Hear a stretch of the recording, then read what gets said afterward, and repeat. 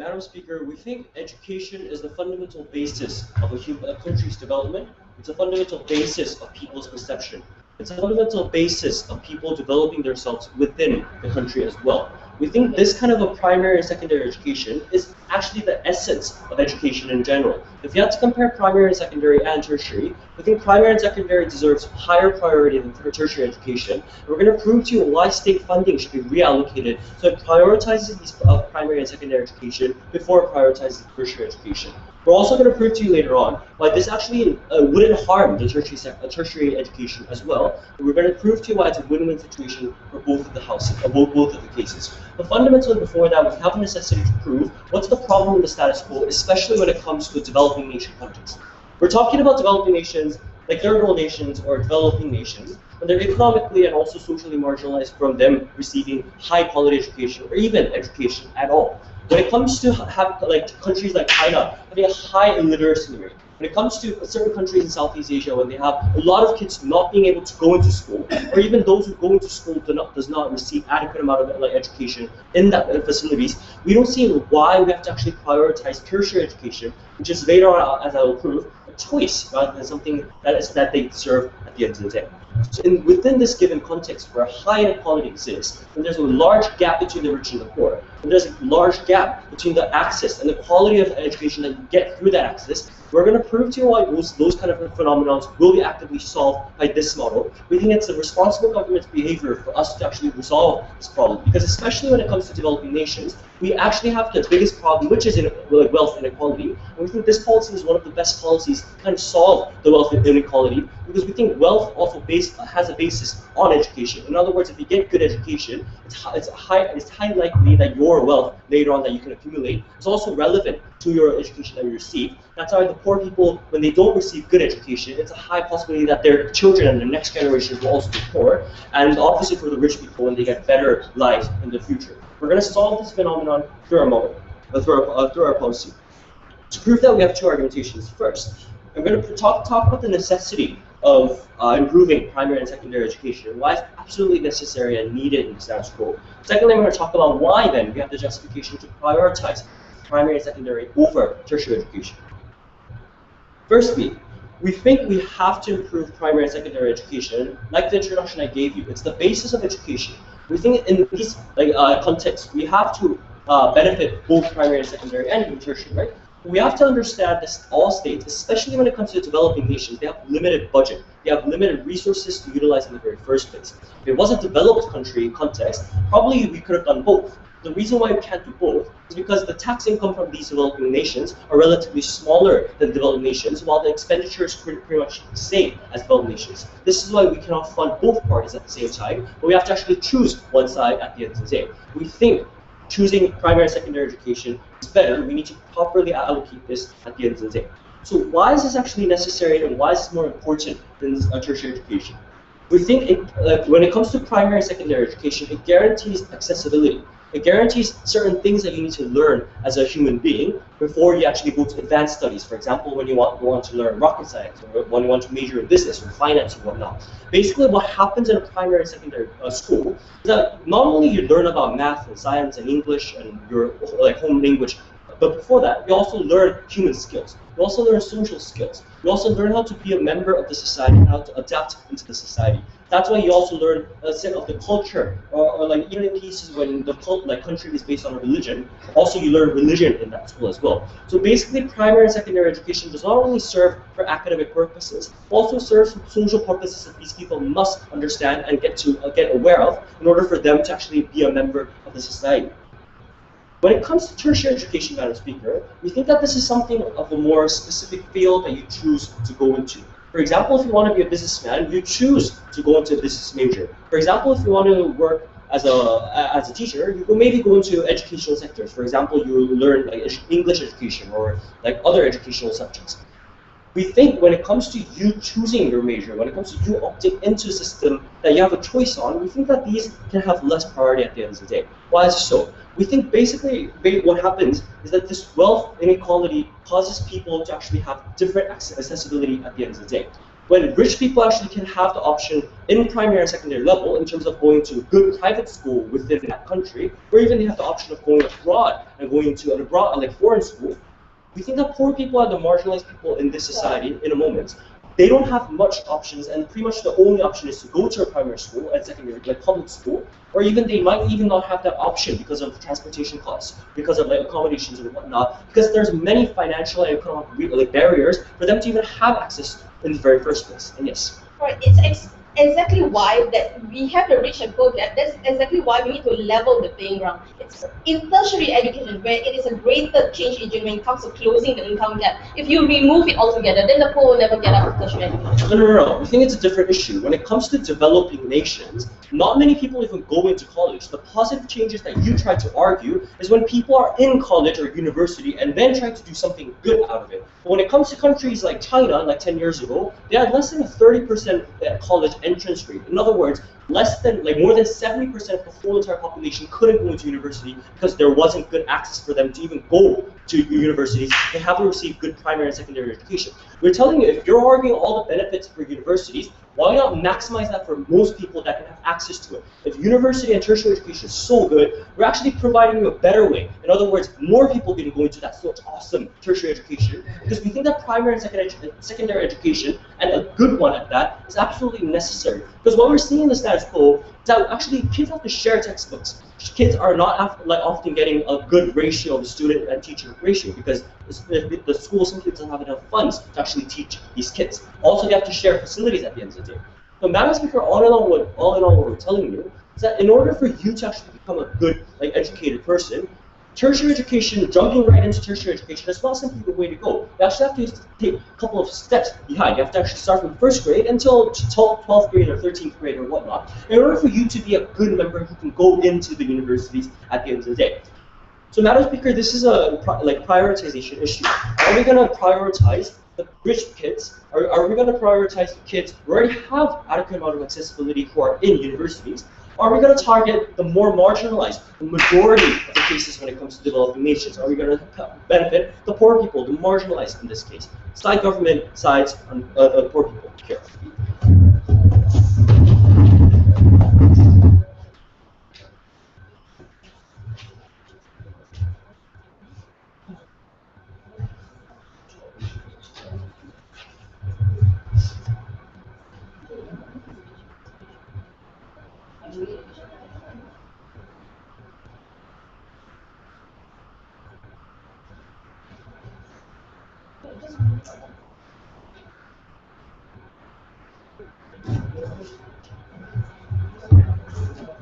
I thank the Prime Minister for his speech. Now to continue the case for the opposition side, may I invite the Leader of Opposition to the chair.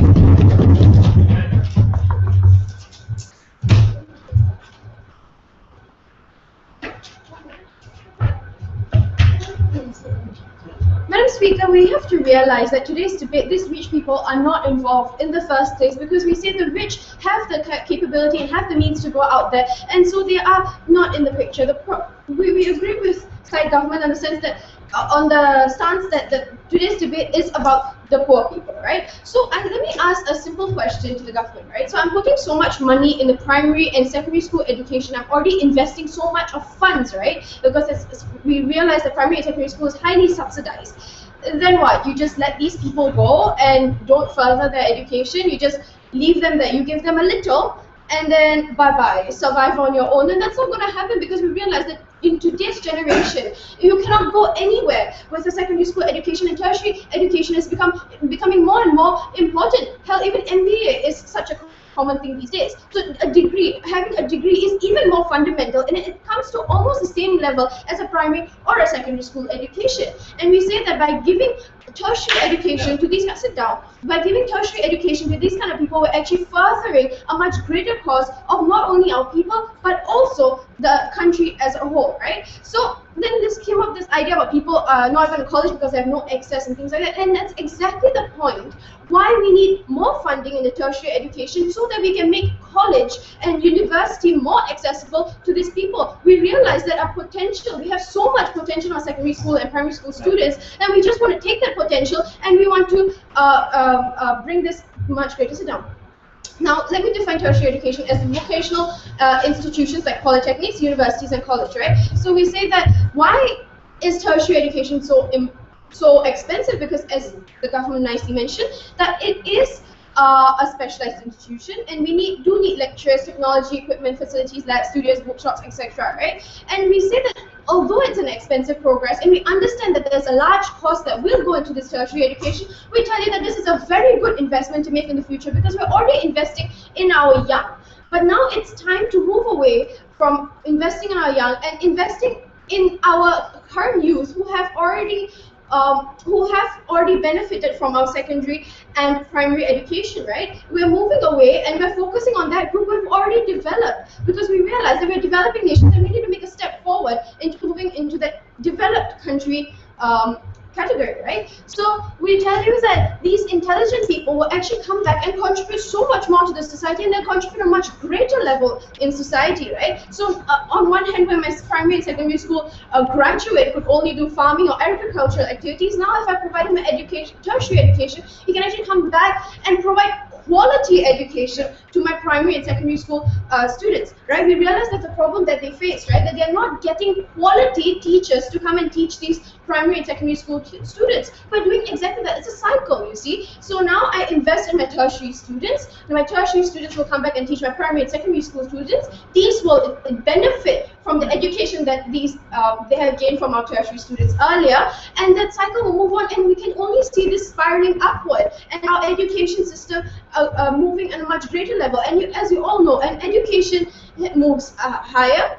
More projects come about, more industries come about, everything improves as a whole, infrastructure improves. I mean, I can go on and on about the benefits, on the benefits that comes about with educated people, right? And we tell you that education is about transforming people into more educated individuals, right? And we tell you that they will be admitted to the tertiary institution in a more fair manner, and it will be admitted in the tertiary education for those who deserve it, right? So if they deserve it, they will get this, and we won't be sending any Tom, Dick, and Harry, right? So now they talked about now I'm going to talk about providing bonds for these people, right? So now I'm going to heavily subsidize. We realize that there will be a brain drain, right? When we provide tertiary education to these people, and these people will move out once they gain that valuable knowledge, and they might not contribute back into society because we realize we're living in a shit place, right? So this is when the idea of bonds comes in. We tell you that we will be providing you valuable, invaluable education for the rest of your life. And all you have to do is to provide 2 or 3 years contributing back into our education system.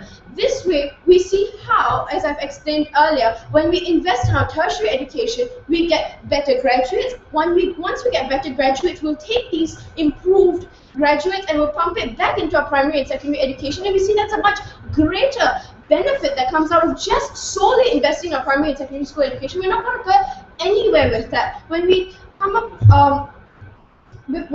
with such highly qualified tertiary teachers, then we see this going up and up. Now, before I move on to my next point, yes. The prerequisite of tertiary education is that you need prior education entrance. How do you guarantee that people can even enter university, especially when it comes to the context of poor people when they didn't receive primary and secondary education? Mr. Speaker, exactly my point, right? You're already heavily subsidizing and providing funding for your primary and secondary school education. You've already been doing that for many, many years. You are a developing nation. You have been investing in your primary school and secondary school education. You've been doing that, say, for example, 10 years now, right?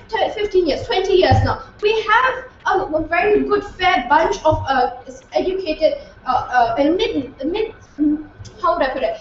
mid-level educated society. These people, most of society is already educated to a certain level, say secondary school level. It's about just bringing it to a step level. We understand, we acknowledge the fact that you're already funding these primary school and secondary school systems, and we think that's extremely important, right? And we're just bringing this to a step further. Now we tell you that the shift in education, right? That by not doing so, we'll be stifling education, right? Because we realize that we have potential in our people. We have so much potential that we can tap into our people, right? And they have the potential to move up and do better and better society, but they just don't have the means. They just don't have that kind of education. They don't have the money that the parents can fund them. And this is where the government steps in. I give you the money, I'll take your potential, I'll bring it to another greater level, and I'll pump it back in, right? But when you don't do that, it leads to so much of frustration and resentment in the person. And when there's so much of resentment in that person that the government is doing nothing to further my education, I have so much of potential, you can't even provide me, forget even building universities in the country itself, but you can't even provide me bonds to go outside and study, then there's so much of resentment towards the government, and resentment is never a good thing, Madam Speaker. We tell you that it is extremely detrimental that these smart people have so much resentment to the government, right? And we say that although we are furthering such a good cause, we will never go anywhere if we have an uneducated society, and that education is the only way to progress, and for all this reason we're proud to oppose. I thank the Leader of Opposition for her speech. To continue the case of the government side, may I invite the DPS, your ears.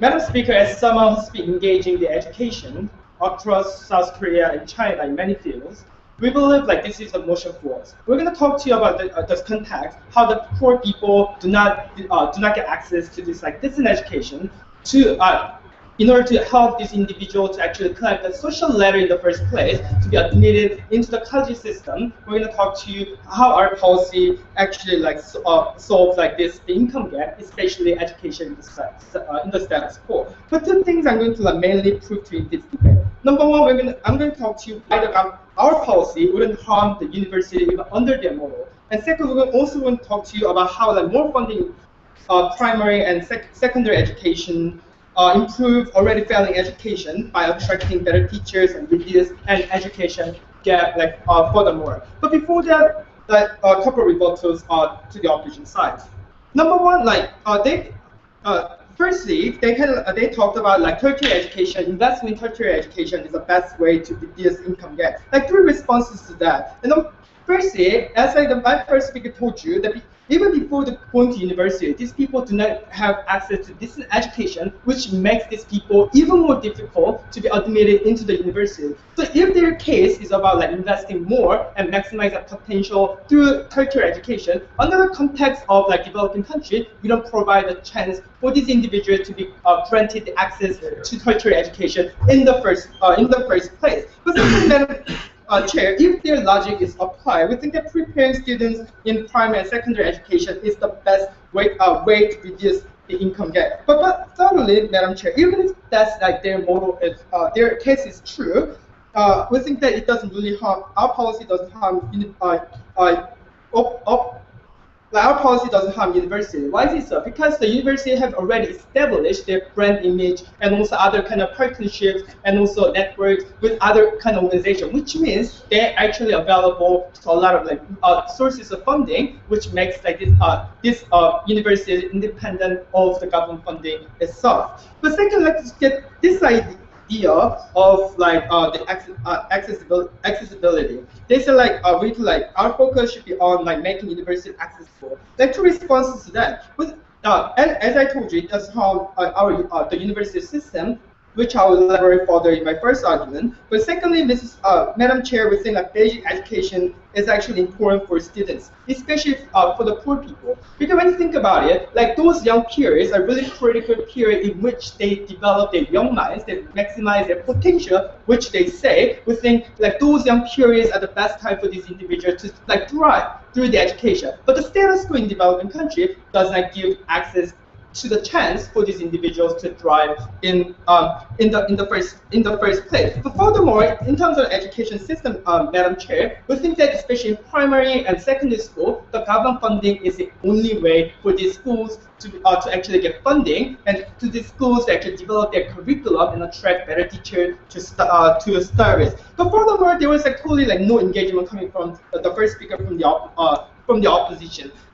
My first speaker clearly told you why is the role of the responsible government in the first place. Because the role of government itself is to utilize their limited resources as best they can. But under the context of developing countries, we clearly prove but no engagement whatsoever. Now let's look at our arguments in this debate. Yes, ma'am. Your resources will remain low for as long as it takes if you keep this policy, because you will never get better teachers, you'll never get better economy to give you better tax revenue. Yeah, that really nicely leads to my first one. Why the government our policy wouldn't harm universities?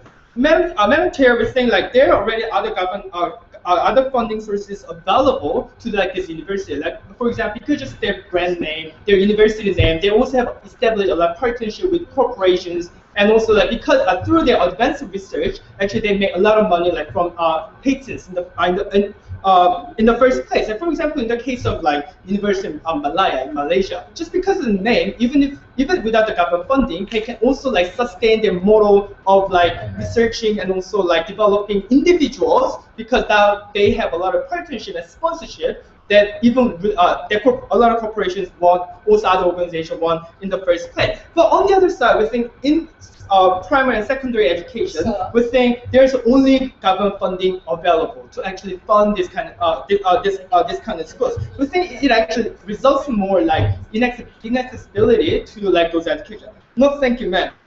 But secondly, Madam Chair, we think that why is it so important? Because we think like the role of government is to utilize limited resources. Why is it so? Because it's directly in line with the public interest. Because now like the government is supposed to like serve their own citizens and maximize the public interest, especially when like those universities have other sources of funding, and on the other side, like the public and also secondary education doesn't have any other sources of funding. We think it's the government responsibility to maximize invest in like those like primary and secondary education. But furthermore, secondly, about the benefits, how more funding in primary and secondary school education actually improve already failing education on two spectrums. Number one, by attracting better teachers, and secondly, reducing the education gap. How is it so? Number one, in terms of like attracting better teachers, we think that in the status quo, especially when recent graduates, recent graduates calculate their career opportunities, because their like career like opportunities and conditions in those like primary and secondary education are so harsh, they actually decide to go for other areas. We think this is a fundamental problem which results in more inaccessibility and inequality within that kind of education. But secondly, because of this, they have a less standing in terms of like social position. We think that it actually stems from lack of resources. So what's the solution? As we told you, we think the government needs to like pull up the money from tertiary education, can like self-sustain itself to other like primary and secondary education. But secondly, Madam Chair, we think also like students do not have equal education in the first place, because like as a result, it actually undermines like national competitiveness. Because like, as the first speaker told you, like the students are already like left out. We can also consider like two like different scenarios. Like for the low income for the low income people, even if they accept into like those kind of like primary and secondary education, they cannot really like catch up with that because there's no resources. For like the poor people, they cannot even get in because the school system does not fund these people. That's why we need to like solve this problem. Thank you.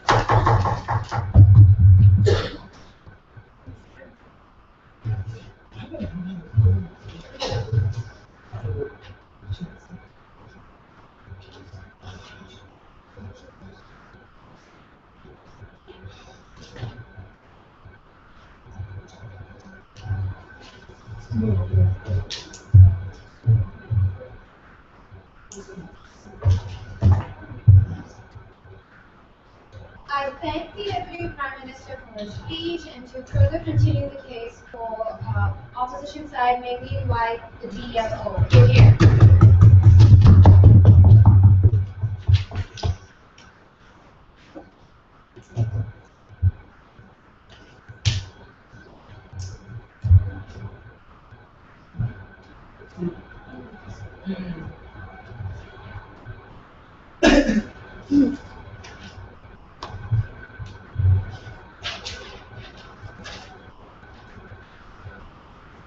Okay, I have three rebuttals today before I move on to my two arguments. So firstly, let's see what the first speaker has stand up here and told us. He told us that one of the problems that they face, right, is because of low tax, they don't have enough money. And guess what? On our side, we have the solution for that. I'm going to tell you how that's going to be possible. There's a reason why it's low tax. The reason being that, you know, you have low tax revenue, because you don't have enough people to get this money up from.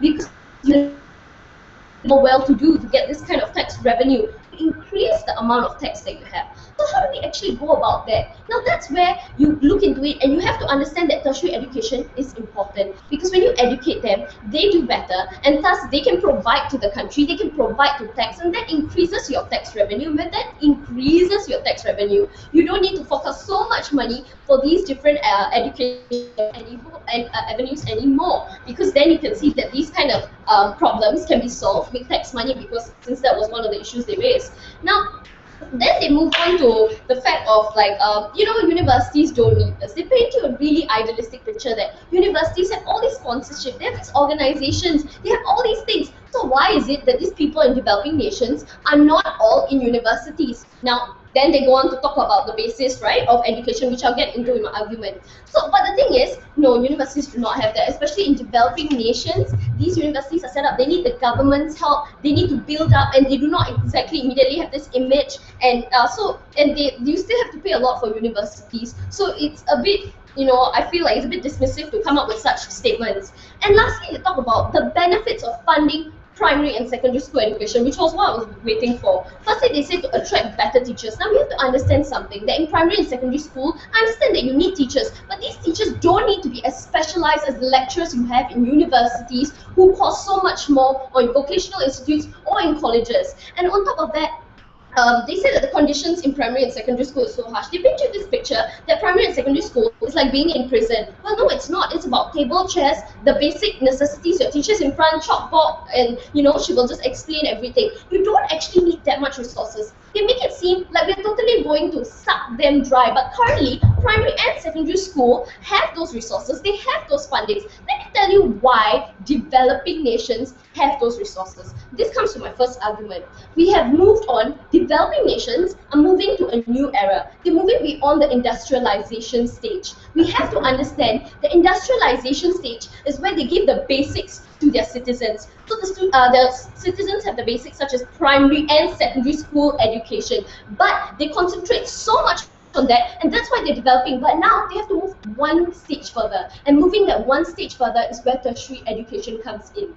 And by actually making sure that these countries can develop even more and move beyond just this industrialization stage, that is when they fund it for these tertiary educations, because most of these kids usually have that basic education already. And by the way, even if they do not, they can study, and we have already told you that it's heavily subsidized. Primary and secondary schools, you know, even in first world nations, cost like maybe $10, $20. Imagine developing countries. We understand that they are poor families, but we told you it's subsidized. So tertiary education, on the other hand, costs so much more money. So that is a big issue that we have here today, and that's why we cannot remove fundings from this area.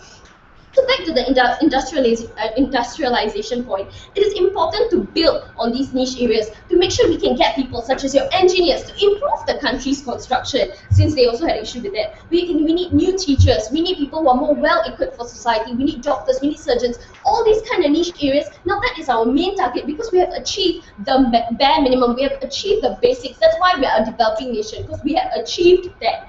And on top of that, so thus, as I was saying, we have to move on to that. So, usually the government has the money for the basic education, and that's what the government is focusing on. So, government that's industrial strong. Now let's look at the second thing, which is the psyche of the parents, of these individuals. Now, first speaker came up here to talk about, you know, I'm going to end off with this debate being the prioritization of rich versus poor. It has nothing to do with that. The rich will never in the picture. It's about the poor, solely the poor, and that's where this debate is about. We have to understand the psyche of these parents, of these poor parents, is that they can afford, and usually they are the ones who take up for the basics, being primary and secondary education, because they want their children to go out there and they want their children to earn the money. But are they willing to take up for tertiary education? That is the point where it stops, because these parents cannot afford the tertiary education. These parents, as they have mentioned, might not be as educated, do not see the need for these tertiary educations. And because it's developing nations, years before, maybe they just thought bare minimum is enough. But still, they concentrate on these areas. So thus, we need to show these parents that now we have to push these kids further, that these kids need to be supported, that if they have the, what it takes, they are really hardworking, they're really smart, let's help them reach a tertiary education. That's why we should keep the funding there, because we need this funding. We need to reduce how much they pay for universities, because let's face the facts that universities cost thousands of dollars, and even individuals in normal countries can't even afford that. That is the kind of problem that we are facing. That is the main issue here today, is that it's so expensive, we can't remove the funding from these areas. Now, then, currently, the problem with tertiary education in developing countries, right, is that they are building themselves up because it's developing countries. So they have just started out there. So as they just start out there, right, they do not have that resources that they need. For an example, lecturers. Where do these lecturers come from? Usually it's their locals, because who would travel to this country that's not willing to pay them enough money, right? So to get these locals, you have to encourage them. You have to build their knowledge, and these specialized areas are very important. Yes. Virtuous countries like China, Vietnam, Thailand, Bangladesh, these people are so competent to go to university, but they can't because they lack finance. We've already told you a lack of primary and secondary education and lack of knowledge is a primary reason. Now we understand, we're not trying to tell you that our goal here today is to make sure that 100% of all students actually end up at tertiary educations. What we are telling you is that we understand that there are those who have those basic primary and secondary, but they do not need the extra funds because tertiary costs more. And thus we believe they should move on to that stage because it's very important to move there. And so yeah, and even for those countries, they're developing nations as well. They're industrial strong, they have to move on to the next stage, or else they're going to remain stagnant, and that is what we want to avoid. Now, on to my point, which is that tertiary educations currently, the lecturers, you need them, they are costly because of the specializations, so that's why it's expensive.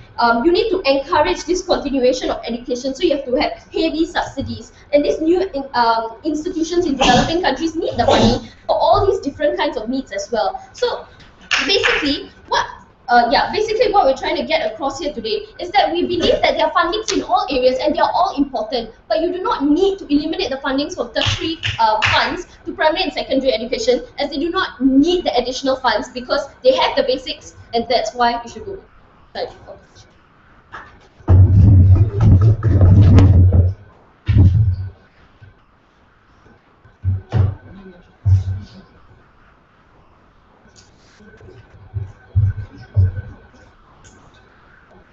I thank the DLO for her speech. Now, to continue the case for the government side, let's invite the government witness. Here.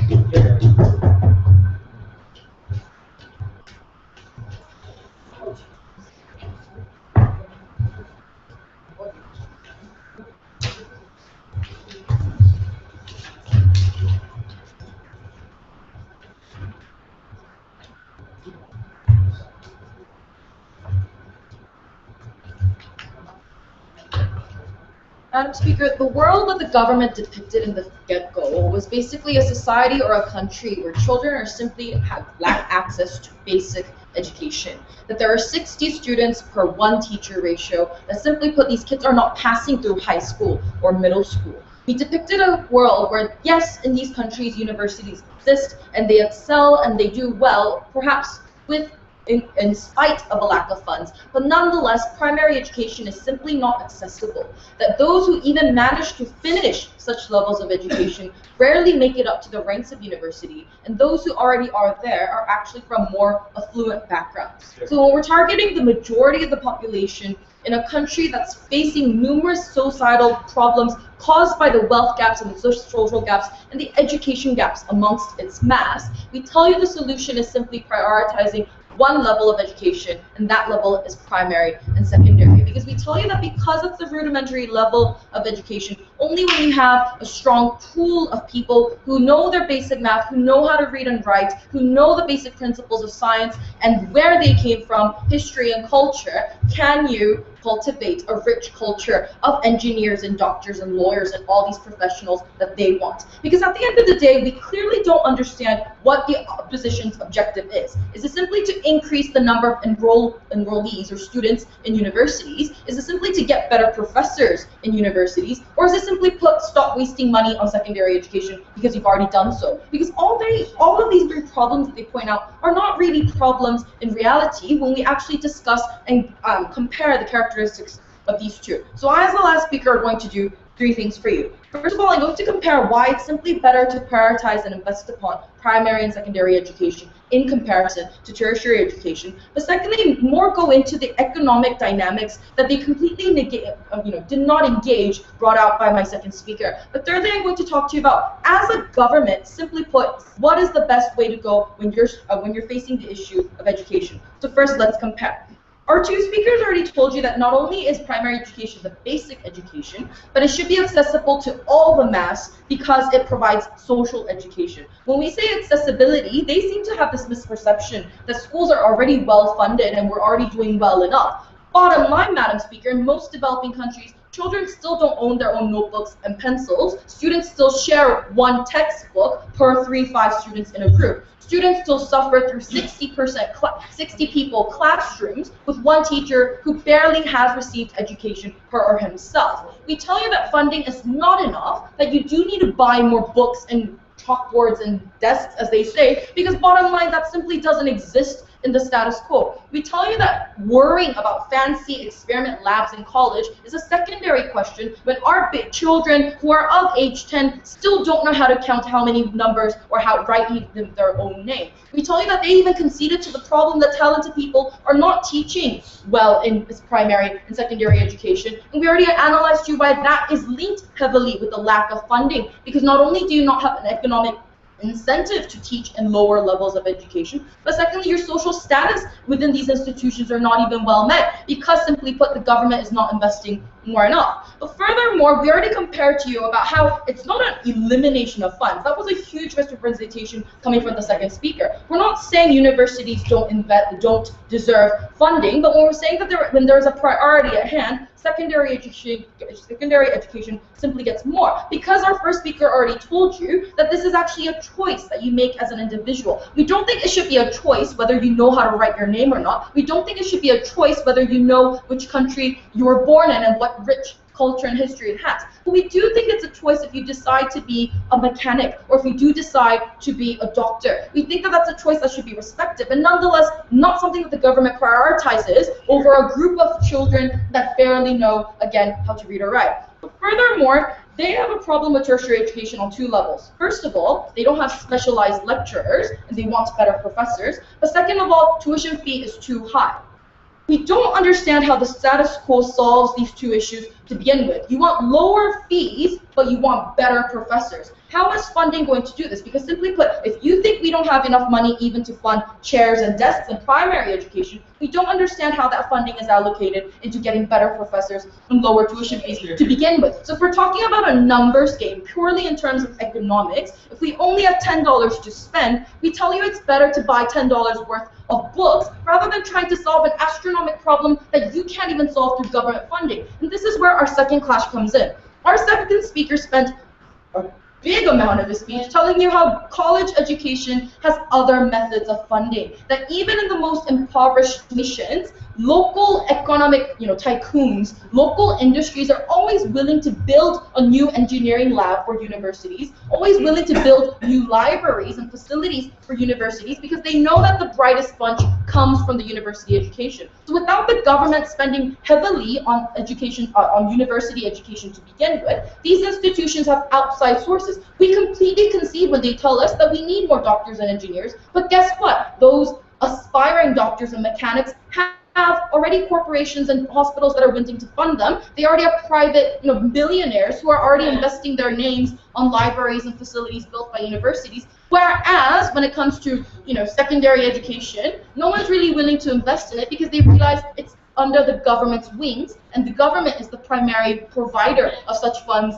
and allocation of resources. Sorry, but anyways, okay, go ahead.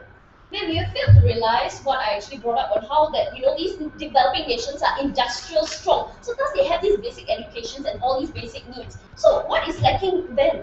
The reason that they're industrially strong is because even if you don't know how to write your name, as long as you know how to move a machine, you can work. We tell you that's not good enough. We tell you that if we want more smart kids, as so they say by the opposition, if you want more college kids or kids who pass through the gates of college, you need to have a stronger foundation on your secondary education. Because without kids being able to read, without kids being able to graduate high school, you simply don't have college kids to begin with, and the only batch you already have are the ones who can already afford that type of education. So again, tell us why then it's justified to fund an institution that's already being filled with already rich kids when you actually want more college kids at the end of the day. Because they seem to not understand if you want to go to college, you need to graduate high school. And they tell us, no, they already graduated high school. Not really. The reason they're only in industrialized society is because you don't need education to go to college if you want to stay within that situation. The bottom line, Madam Speaker, we think that if you want smarter kids, if you want a better economy, you need to invest on the rudimentary levels of education, and that's what our policy stands for.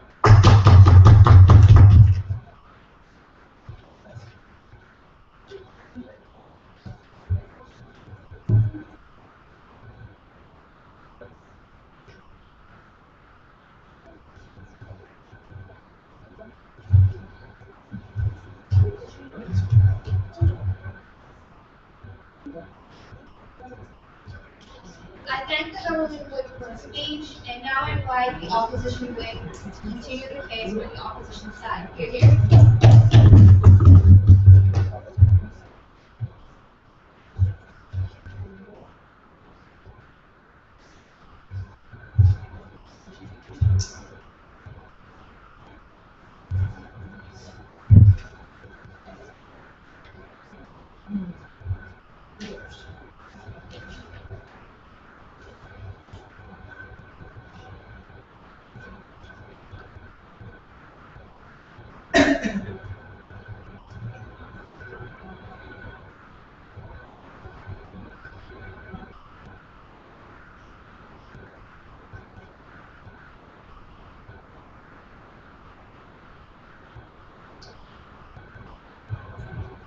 Madam Speaker, I think the biggest point of contention today is about whether or not a developing country has enough funds to fund the primary and secondary school education in the first place. We've already argued to you on our side that as an industrial country, they've already have enough funds for themselves to pay for primary and secondary school education. They'll already have funding. If you're telling me, if the motion today is about diverting educational funds, it shows that there's already money going into the primary, into the secondary, and the tertiary, then you're moving everything from tertiary into the primary and secondary. So we are trying to tell you that there's already money in there. If you're trying to tell us that there's no money at all, we also tell you that as an industrial country, like we've said earlier, that they're already working in factories, or they're already working in industrialized sectors.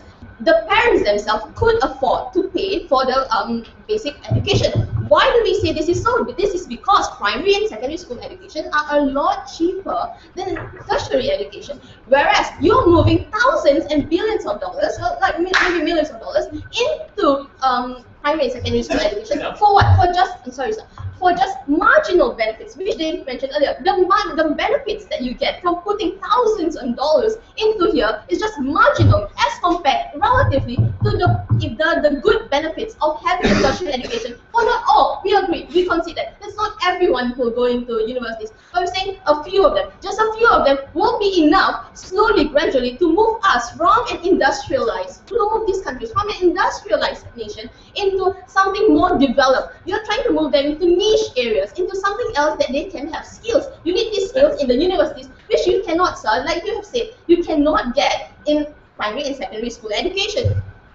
What else have we told you today? They've not engaged us in the fact that sure, it guarantees basics, but if the basics are not enough, right? If you're trying to move away, how do we, the basics you can pay for the primary and secondary school education, but how do you pay for lecturers, for facilities and stuff like that? Okay, let's bring up the point where they say that you can just have corporate sponsors. You can have external help. Now we tell you that it's a lot.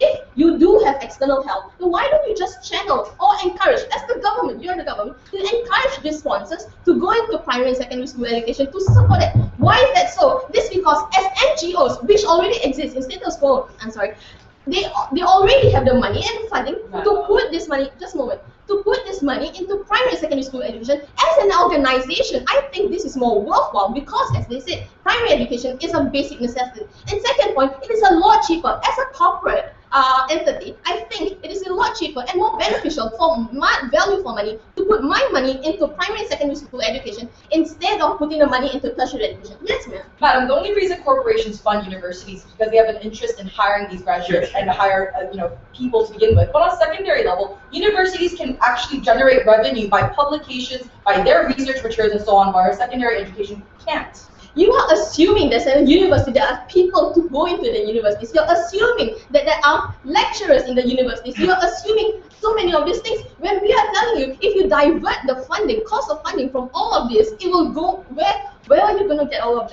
these people? You won't get enough. You won't get enough students. The students will not go in. Sure, if you get corporate sponsors to sponsor you, to sponsor maybe 1 or 2 students, is that enough to fill your lecture hall? I don't think that's a very good example. Yes, sir.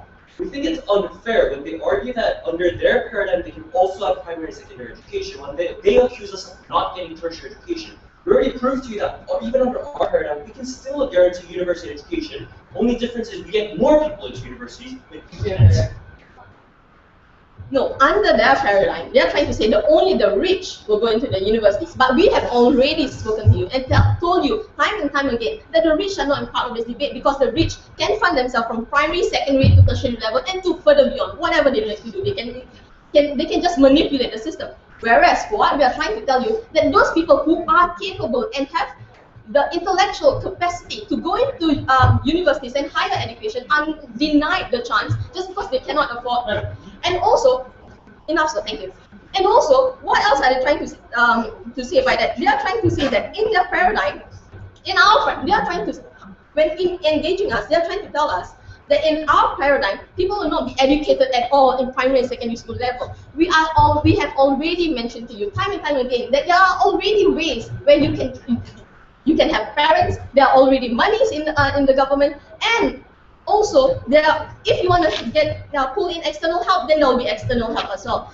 Already in all of these countries, there are NGOs, especially let's look at India, for example, or Vietnam. There are NGOs to move this into for basic education. We also tell you that this is the way for progression. If you are trying to get good teachers, if you're trying to get good lecturers, this is the whole basis of, for example, a Teach for Malaysia program. Why do you need good teachers to go back to school? But how do you get good teachers? You need to move them. You need to educate them, and then to move them into the tertiary levels, just so that they can give back to society. Because as the government, when I do this for you and I pay for or subsidize your education, what happens then is that there is an obligation, sort of a moral obligation, on these kids to pay back to society and contribute back to society. They have not addressed that at all. They are just saying that all of these rich kids will just get their education because their mother and father paid for them, and then they have all the means to just exit the country, and then there's a green dream. In that sense, how is the nation ever going to progress? Because all you get are all these kids who are never tied to the system. They are a complete separate entity from the rest of the poor kids because they've never understood what it means like to have subsidies from the government. And so whereas they've said, oh, it's fine that all these kids will somehow contribute back to the economy, we're trying to tell you that all these undergraduates or the graduates will never contribute back to or will have less reason to contribute back to the economy because they don't have any ties here. Whereas for our case, we do have ties. So what have we told you here today, right? We have labeled how tertiary education is just as important for it's just as important to move a country from an industrialized nation into something to progress them into something of more niche area. We have also shown you today that there are ways and manners in which the basic education has already funding, and we've already told you, my speakers have already told you on how it is important for progression in order for the whole nation to improve. And for that reason, please go beside opposition. Here. I thank the opposition whip for her speech. Now to conclude the case for the opposition side, may I invite the opposition with my here.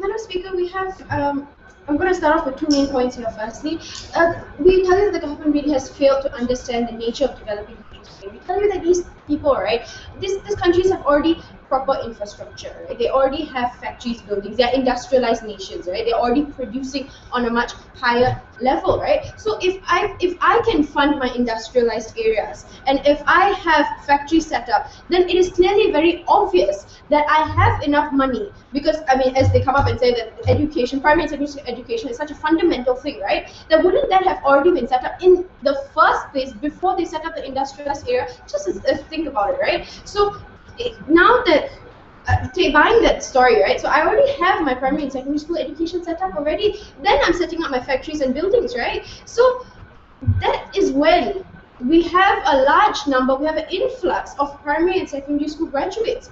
These people have no potential after that. They don't go anywhere, right? And that is the reason why and that is the reason why we need to fund and actually bring forward these people into tertiary education, right? And let's understand this idea that these people who are working in the factories, although they're manual laborers, they do see their supervisors and things like that, and they understand that the supervisor has gotten that education, and they see that and they understand the importance of education, and they want that their children go up into tertiary education, but they can't do that because they simply lack the resources. So we realize that these people, even though they have a secondary school education, they want to move up on a higher level, right? So it's not just more about the government, but also about the motivation of the people, which my earlier speakers have spoken about, right? The motivation of people to do well and succeed. So we do not see why we cannot put our funding into these people who have that kind of drive and motivation to do well in our tertiary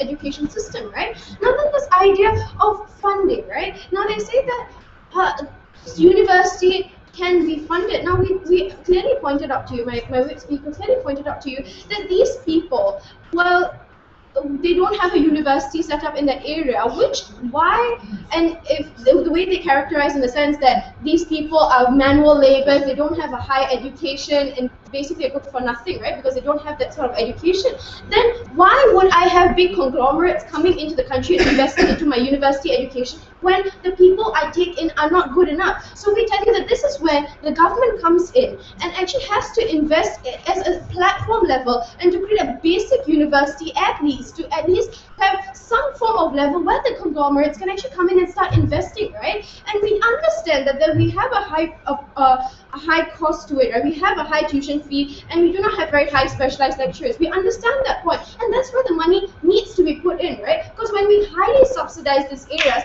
that's where my people really benefit. And when my people really benefit, I benefit. It is an investment. It's something like stocks and bonds. Instead of investing that, I'm investing in my people, and I see much more benefit when I invest in my people, because these people understand the hardship that it took them to come to that level. They have that kind of emotional connection, and these people will come back and will further their nation.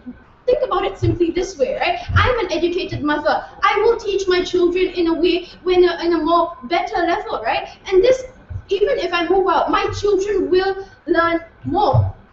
So we tell you that it's the progress of the nation that is more important, not so much of the funding, Madam Speaker. The whole debate today is not about the money, but the greater good in society today, the greater good that the government has to be put in. Yes, I understand that yes, I understand that tertiary and secondary school education is important, but money is already being put in there, and money has already been invested. It's just now time to reap the benefits from our investments in our primary and secondary school education. For all these reasons,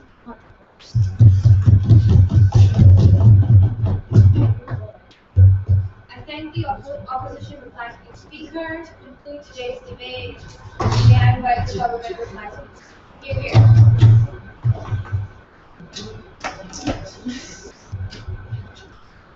Madam Speaker, when they argue how parents can now better educate their kids because they have a college degree, they neglect the fact that the majority of the population can't even teach them basic alphabets and phonics to their children because they haven't gone to primary school. When they try to argue that since you have a factory and that's why you can fund for primary schools and secondary schools, still countries like areas like rural China or rural Thailand, they have a lot of factories there, but kids are not still going to primary and secondary schools. When they argue, well, you got a desk and a chair and a couple of notepads, well, guess what? 50 people share that kind of a small classroom atmosphere, while the rich kids are actually getting very small ratio of teacher-students. Also, they're getting high technology facilities to actually study, but actually these people from poor and rural areas, they actually have to share a textbook that has been used for 20 years by their old, predecessors and whatnot, because the state simply doesn't have enough money to fund and give them new textbooks. They have to write over the books that these kids have been used for a couple of years. And they simply say, it's okay because, we're going to get doctors and rocket scientists and people like Isaac Newton. Guess what? If you want to get those people, which we concede that doctors are awesome and rocket scientists are awesome, why is it so bad when more people can become doctors? Why is it so bad when more people can become awesome people that you wanted to have? The fundamental difference is this. They argue for the end result of the benefit. In other words, they want the fruit of the tree. Without the whole root of the tree, you can never get the fruit of the tree. In other words, for people to even enter university in the very first place, they need qualifications to enter. Their justification of qualifications was, oh wait, you need more money, and people don't have money, that's why they can't go to universities. That's not the case. Most of the cases that you're not even educated enough to even qualify for education, university application, because universities are not going to let primary kids who never even learn English in. They're not even going to let random kids off the street to enter. They're only going to allow the best and smart kids to enter their university. And guess what? Since they didn't get primary and secondary education, they're not even smart. They're not even the best kids in the country, and we're trying to make them the best and knowledgeable kids. And even let's try to engage on their side of the house, this whole characterization of money. We don't think state funding actually actively reduces the the tuition fees at the end of the day. Why? Because if that's so true, there should have been a perfect 100% entrance rate of universities under the status quo that they're trying to pursue. In other words, when they're trying to protect the status quo, that we need to keep these funds to universities because this is doing awesome things, why is it not doing awesome things? I already gave you from my first Prime Minister's speech that less than 30% of rural Chinese population is even going to universities. What's happening to the 70% of people if you're funding so much money, the tuition fee is so low in those countries? We don't think that those monies are going to reduce tuition fees. They rather build more buildings. They try to buy more books, where they're actually not necessary, because we already told you, libraries are being built by corporations. We already told you, good professors are being brought because of the prestige, the fame, the reputation that they have being a professor. But guess what? When you say, I work at a primary school in that kind of far area, people are going to laugh at you. Why? Because they already know for a fact that there is no prestige. There is no value of you actually being a contributor in primary education and secondary education. We're going to change that, Madam Speaker. How? We're going to reallocate the funds that primarily focus on tertiary education and reallocate that. Because eventually, at the end of the day, if you want good kids to become, if you want kids to become doctors and lawyers and scientists or whatnot, make them even possible to be those kids at the end of the day. What they have to prove to us today is how funding tertiary education can trickle down into primary and secondary education. Their only solution was, hey, well, you can teach them like Teach for Malaysia. We think that those things cannot necessarily happen. Why? I already told you, lack of experience, or even those problematic, you need to have good funding and good facilities for these people to even be rocket scientists or doctors or whatnot. Basically, Madam Speaker, we want the same thing. We want developing nations to become developed nations. So we don't want to be stuck in factories when kids don't know how to spell their name, and rather just make dolls or make products, but rather we want these kids to become doctors, as they want. For that to happen, you need fund on primary and secondary education, and we can start up from there rather than top to bottom. We need to start from the bottom where crowds goes. I thank both sides for the debate. Please cross floor, shake hands, leave. Thank you. Thank you. Thank you.